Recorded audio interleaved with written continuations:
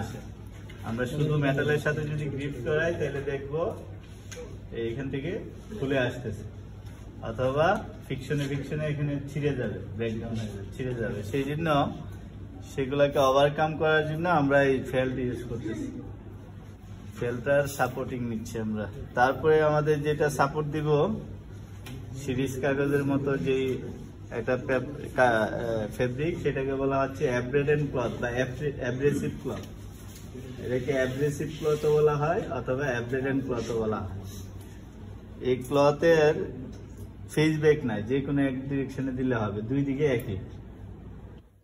তো দুই দিকে একই থেকে আমরা এটাকে উপরে সেট করে দিব। এটা সেট করতে সেম, আমাদের যে এখানে যে বাবেল আছিল, বাবেলটা যাতে রিমুভ হয় সেই জন্য আমরা লোডিং ওয়েটটা প্রেস করে নিব। প্রেস করে আমরা এই যে রিং এর মধ্যে অ্যাব্রেডেন্ট ক্লথটাকে জিপিং নিয়ে আসবো। এগুলো আমাদের এইভাবে আমাদের তিনটা, আর বাকি তিনটা অ্যাব্রেডেন্ট ক্লথ অ্যাব্রেডেন্ট টেবিলের মধ্যে আমরা সেট করব। অ্যাব্রেডেন্টের বিষয়ে আরেকটু আমাদের যে কথাবার্তা বলা হয়েছিল, যে এটা থিওরিটিক্যাল কি বলছে কিছু, তাইলে আমরা যখন একটা স্যাম্পল অ্যাব্রেশন করতে যাব, ব্রেকডাউন, ইন্ডাস্ট্রিতে যেহেতু অ্যাভেলেবেল টাইম থাকে, তারা আমাদের অ্যাব্রেশনের উদ্দেশ্যটা হচ্ছে আমাদের যে কার্ভ, মানে এই কলার যেগুলা ছিঁড়ে যায়, ড্যামেজ হয়ে যায়, ব্রেকডাউন হয়ে যায়, সেই রেফারেন্সে ইয়াটা করা। তো এখানে তারা করতে যায় যে চেঞ্জগুলা দেখে, যে আমি ফিকশন দিতে দিতে আমার এই কালারটা, এই ফেব্রিকের কালারটা, এক কালার ফেব্রিকও কিন্তু এক সময় একটা চেঞ্জ চলে আসে, যেটাকে বলা হয় অ্যাপারেন্ট চেঞ্জ, যেটা গ্রে স্কেলের সাহায্যে তারা দেখে যে আমরা যদি 1 লাখ সাইকেল এটার উপরে রাব করাই, তাহলে এটা কি চেঞ্জ হয়ে যাবে না? কালার চেঞ্জ হয়ে যাচ্ছে, কালারটা কিরকম চেঞ্জ হচ্ছে সেটা দেখবো। আর 1000 সাইকেলের মধ্যে আমাদের কিন্তু এখানে সিরিজ আছে, এ থেকে এফ পর্যন্ত সিরিজ আছে আমাদের মেথড ওয়াইজ। এই সিরিজের মধ্যে আমাদের স্যাম্পল ওয়াইজ সিলেক্ট করা হয় যে আমরা কোন সিরিজ ধরে করলে আমার ব্রেকডাউনটা এত লাখ বা এত হাজারের মধ্যে হবে। তারা এটা করতে করতে একটা অভিজ্ঞতা হয়ে যায়, বা বায়ার রেকমেন্ডেশনে যে এই সিরিজ ধরে তারা করার ফলে এখানে আমরা যেমন ইন্টারভেল দেওয়া আছে, যে এই সিরিজে আমি করব কত ইন্টারভেল পর পর আমি চেক করব, মাস লস প্লাস আমার যে অ্যাপারেন্ট যে চেঞ্জটা হচ্ছে কিনা সেটাও চেক করা হয়। তাইলে তারা দেখতেছে মাস লসটাও চেক করে, তারপরে আমাদের চেঞ্জ যে আসছে, ফিকশনে যে চেঞ্জ হয়, অ্যাপারেন্ট যে চেঞ্জটা হচ্ছে সেটা গ্রে স্কেলের সাহায্যে মেজার করে। পাশাপাশি তারা দেখে যে ওই যে আমাদের যে ইন্টারভেল পর আমরা মাস লসটা দেখতেছি, পাশাপাশি আমরা চেক করতেছি যে ব্রেকডাউন হয়েছে কিনা। দুইটা ইয়ান ব্রেকডাউন ছিঁড়া পর্যন্ত সেটাকে আমরা চালাইতে থাকবো, এটার উপরে এই ফিকশন দিতে থাকবো, মানে সিরিজ দিয়ে। তো এটা আবার ব্রেকডাউন দুইটা ইয়ান ছিঁড়া পর্যন্ত কয়টা সাইকেল এসে ছিল সেটা মানটা বের করা হয়। তা আমরা যেটা করবো ল্যাবে, তা আমাদের যেহেতু এত সময় নেই, আমরা যা শিখতেছি আমরা করতেছি কোনো রেফারেন্সে আমরা করতেছি না, আমরা নিজস্ব রেফারেন্সে করতেছি। আমাদের এটা হচ্ছে আমরা শেখার জন্য প্রসেসটা শেখার জন্য যেটা করছি, ইনিশিয়াল একটা ওজন নিব 1000 সাইকেল পরে, আরেকটা ওজন নিব, দুইটাই ওজনের মাঝখানে আমরা চেক করব যে কত মিলিগ্রাম লস হয়েছে। আরেকটা অপশন ছিল আমাদের, এটা কিন্তু আমাদের না মেথড, আমরা ফলো করতেছি না কোনো মেথড ওয়াইজ যদি আমরা করতে চাই, তাহলে আমাদের ছিল আরেকটা অপশন ছিল যে আমরা তো এখানে 1 মিলিগ্রাম লস হইতে কয়টা সাইকেল, মানে কয়টা সাইকেল লাগছে সেটা বের করা টার্গেট। মানে 1 মিলিগ্রাম লস হইতে আমার কয়টা সাইকেল লাগছে সেটা বের করা। নাম্বার অফ সাইকেলটা বের করা। তা আমরা ওই নাম্বার অফ সাইকেল বের করতে গেলে দেখা গেছে 100, 250, 500, 750, 1000 পর আমার চেঞ্জ করতে মানে ওজন নিতে হবে। তো এখানে আমাদের এই যে খুলবো লাগাবো একটা হয়ে যায়, পরীক্ষার সময় একটা হিবিজিবি হয়ে যায়। সেই জন্য আমরা এগুলাকে ওভারকাম করার জন্য আমরা সহজ পদ্ধতিতে দিয়ে দিছি যে আমরা একটা মাস লস বের করবো। ইনিশিয়াল একটা ওজন নিব, 1000 সাইকেল পরে ওজন নিব, কত মিলিগ্রাম লস হয়েছে সেটা ক্যালকুলেশন করে বের করে দিব। এইটা হচ্ছে আমরা এইভাবে সহজ পদ্ধতিতে করতেছি, কিন্তু আমাদের এই প্রসেসে কিন্তু কাজ হয় না। যে 1000 সাইকেলের মধ্যে ইন্টারভেল পর আমরা চেক করতে হয় কত মিলিগ্রাম লস হচ্ছে, আমরা ডিরেক্ট 1000 এর পরে চেক করব। আচ্ছা, এগুলো আমাদের বেসিক কথাবার্তা। এখন আসি আমাদের বাকি 3টা আমরা এই সেট করে দিব। অ্যাব্রেডেন্ট ক্লথ গুলা এখানে সেট করব, ওই যে স্যাম্পল গুলা খুলে। আর পাশাপাশি আমরা স্যাম্পলটা কাটবো। স্যাম্পল কাটার জন্য আমাদের যে স্যাম্পল কাটার, নট জিএসএম কাটার, আমরা স্যাম্পল কাটার, অ্যাব্রেশন কাটার অথবা পিলিং কাটার, যখন যেটা করব সেই নাম ধরে বলবো। অ্যাব্রেশন স্যাম্পল কাটার আমাদের সাইজ হচ্ছে 38 মিলিমিটার ডায়া। 38 millimetre dia. এখানে শুধু 2টা ব্লেড আছে, হ্যাঁ, বের হয়ে আসবে। তা আমরা গত ক্লাসে যারা ওপেন করছি আজকে নিট করব, যারা নিট করছিলাম তারা ওপেন করব। তো আমরা 4টা গ্রুপ, 2টা গ্রুপ ওপেন, 2টা গ্রুপ নিট। আমরা স্যাম্পলটা কাটবো, কেটে মিলিগ্রামে ওজন নিব, মিলিগ্রামে লস দেখবো আমরা।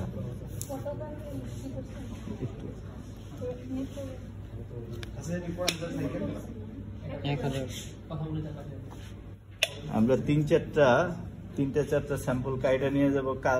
যেহেতু আমরা এভারেজ করবো, ওভেন 2টা একসাথে এভারেজ হবে, নিট ফেব্রিক যারা, নিট ফেব্রিকের 2টা এভারেজ হবে।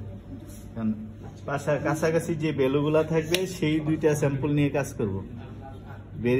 ভেরিয়েশন যদি বেশি চলে আসে ইনিশিয়ালেতে, তাহলে আমাদের যে পার্সেন্টেজটা তখন বেশি হয়ে যাবে।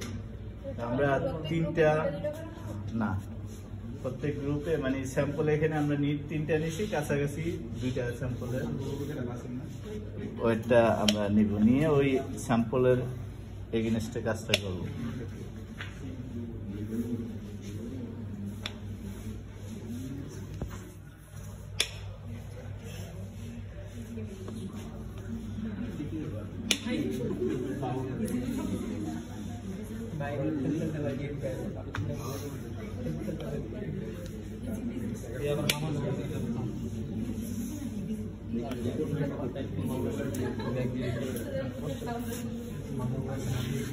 আমরা ওজন নিব,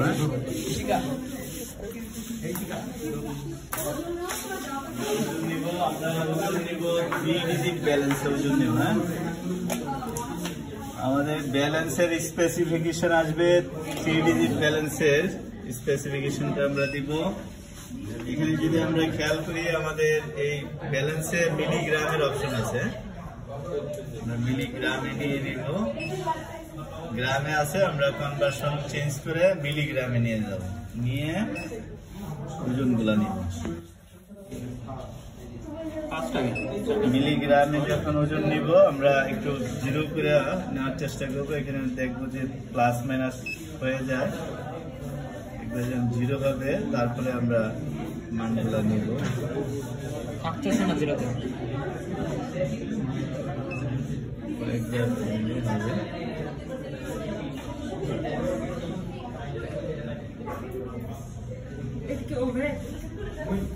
তাহলে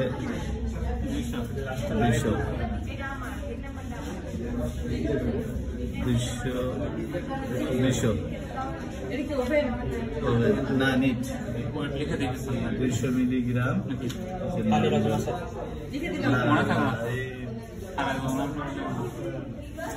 খাতার মধ্যে আমরা লিখি, খাতায়।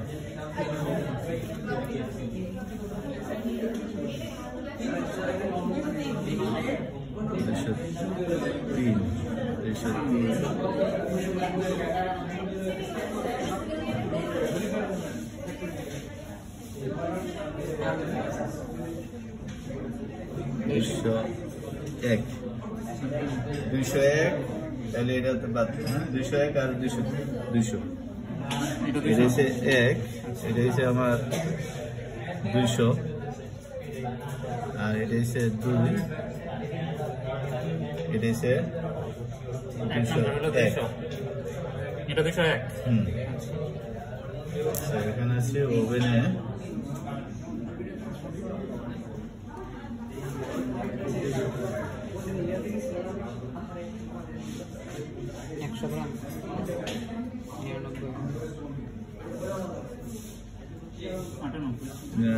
নিরানব্বই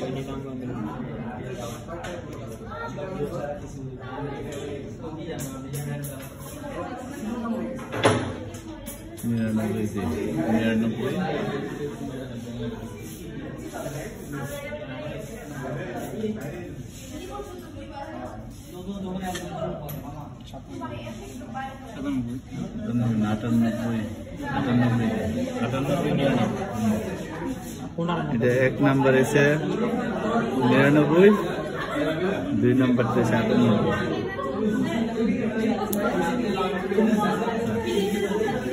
আচ্ছা তাহলে আসুন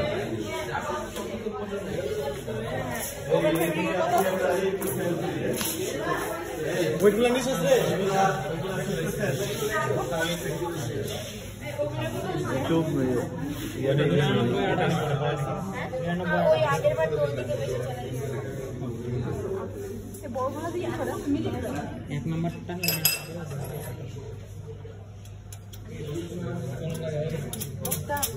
বল আমার কানের তো অলরেডি আছে দোস্ত।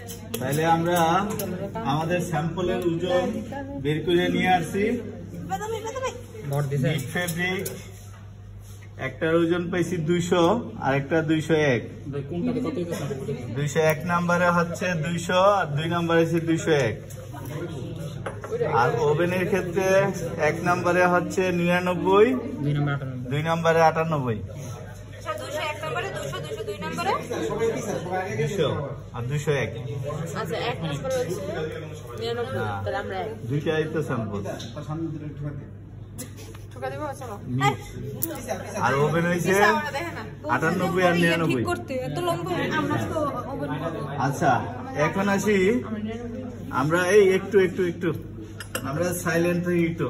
এই যে পিলিং এর সময় আমরা সাপোর্টিং হিসাবে ফেল্ট ইউজ করছি উপরে, আর আজকে আমরা ইউজ করব এই ফেল্ট। সরি ফেল্ট ইউজ করছিলাম, আজকে সাপোর্টিং হিসাবে foam, poly ether urethane foam. Urethane foam full name যদি আমরা বলি তাইলে হবে পলি ইথার ইউরিথান ফোম। ভাই এই ক্লাসে আছি, ক্লাসটা শেষ করে আই। আচ্ছা এই আমরা পলি ইথার ইউরিথান ফোম এরকম শীট থাকে, এটাকে আমরা কাটার দিয়ে কেটে নিব। হ্যাঁ কাটলে তাইলে আমাদের সাইজ আসবে কত 38 মিলিমিটার। 38 মিলিমিটার ডায়া আমাদের এই ফোমের সাইজ চলে আসবে।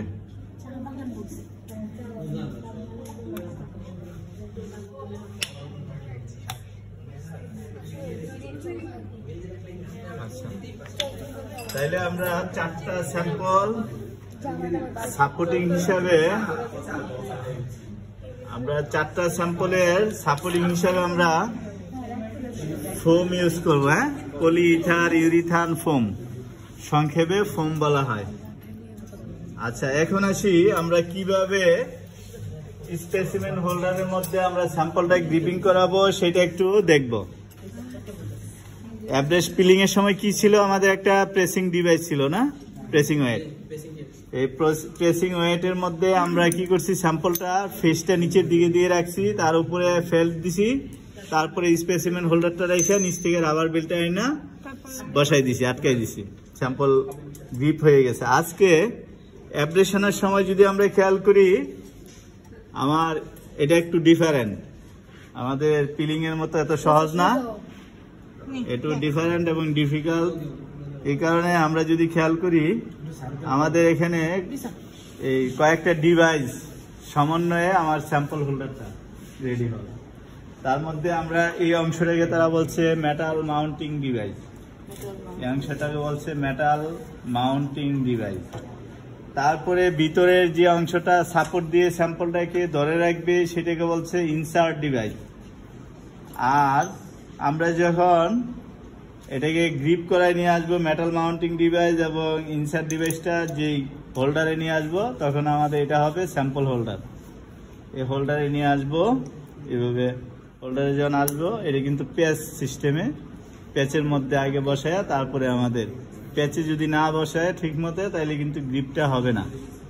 প্যাচের মধ্যে বসছে কিনা সেটা খেয়াল করে আমরা গ্রিপিংটা করাবো। এখন তো ওইখানে পিলিং এর ছিল আমাদের একটা প্রেসিং ওয়েট, সেম আমাদের মেশিনের গায়ে আমরা এতদিন দেখতে পাচ্ছি যে পিনযুক্ত যে অংশটা, এই অংশটা কেন দিছে সেটার ইউজটা আজকে আমরা করব। এই অংশটাকে বলা হচ্ছে ব্রাশ নাট। এই ব্রাশ নাটের সাপোর্ট নিয়ে আমরা স্যাম্পলটাকে গ্রিপ করাবো। ব্রাশ নাটের উপরে আমরা মেটাল মাউন্টিং ডিভাইসটা সেট করব, রাখবো। রাখার পরে আমরা এই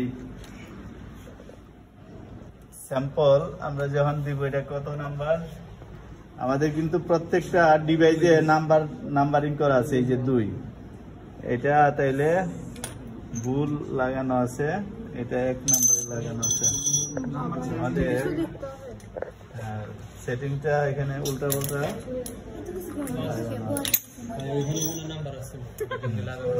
এই যে 2, এটা 2, এটা হচ্ছে আমাদের, এটা আবার 3,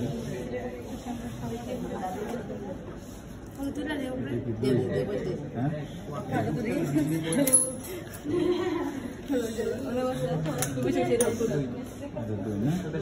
আমিও দেখতে চাই এটাকে। আচ্ছা, তাহলে আমরা সেটিং গুলা একসাথে নিয়ে আসবো। হ্যাঁ, এই যে 2 নম্বরে যখন আমরা সেট করব আমাদের স্যাম্পল ওভেন ফেব্রিক, যারা 2 নাম্বার গ্রুপের স্যাম্পলটা, 2 নাম্বার স্যাম্পলটা আমরা 2 নাম্বার স্যাম্পলে দিলাম। এখানে আমাদের মেটাল মাউন্টিং ডিভাইস, ওভেনে যেহেতু ফেজ ব্যাক কোনো সমস্যা হয় না, আমরা ফেজ ব্যাক যে কোনো এক্সট্রা সাইড দিয়ে দিব। আর আমরা যখন নাম্বারিং করব আমরা কখনোই মাঝ বরাবর নাম্বারিং করব না। যদি মাঝে লিখি তাহলে ফিকশনে ওই ছড়াই যায়, আর এই আমার এই যে অ্যাব্রেডেন্ট ক্লথটাও নষ্ট হয়ে যায়। সেই জন্য আমরা ভিতরের সাইডে লিখবো আর একবারে সাইডে লিখবো, যেখানে ফিকশনটা না হয়, ফিকশন যাতে না হয়। তাহলে আমরা এটা এই যে ফেস যদি থাকে, ফেসটা নিচের দিকে দিয়ে রাখবো। এরকম যদি কাল বয়ে যায় তাহলে আমরা আমাদের যে ফোম আছে, এই ফোমের সাপোর্ট এখানে দিয়ে বসাইলে তাইলে আমাদের এই যে বাজ যে অবস্থায়, ক্রিজের যে অবস্থানটা সেটা রিমুভ হয়ে যাবে, সহজে আমরা বসাই দিতে পারবো। হ্যাঁ, নিট ফেব্রিক দেখবো যে কাল হয়ে চলে আসতেছে, নিট ফেব্রিক আমরা এরকম আগে সাপোর্ট দিয়ে নিব, সাপোর্ট দিয়ে বসাই দিব, তাইলে সহজে। হ্যাঁ, ওইটা অবশ্যই নিচে তো অবশ্যই আমরা ফেসব্যাক দেখবো, কিন্তু ওভেনে দেখবো না। এটা আছে কিনা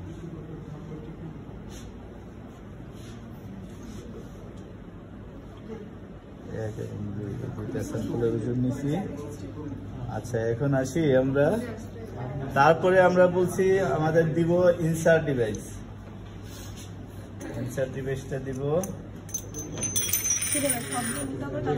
এই যে 2, ইনসার্ট ডিভাইসটা দিব। ইনসার্ট ডিভাইসের সাথে আমরা আমাদের এই যে হোল্ডারের মধ্যে গ্রিপিংটা নিয়ে আসবো।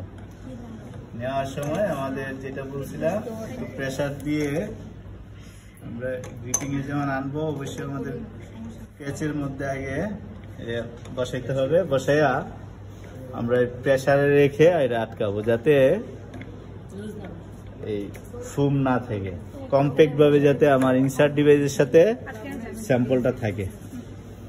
আর যদি আমরা লুজ রাখি বা হাতের সাহায্যে আমরা করতে পারি, হাতের সাপোর্ট নিয়ে এভাবে প্রেসারটা দিতে হবে। প্রেসার দিয়ে হাতের সাহায্য করা যাবে, মেশিনের সাহায্য করা যাবে, দুইভাবে করা যাবে। মেশিনে করলে আমার কম্প্যাক্ট ভাবে আটকায়, কারণ এখানে সাপোর্টটা যত ফোর্সে আমি অ্যাপ্লাই করতে পারবো, আমরা হাতের মধ্যে কিন্তু এত ফোর্স অ্যাপ্লাই করে আটকাইতে পারি না।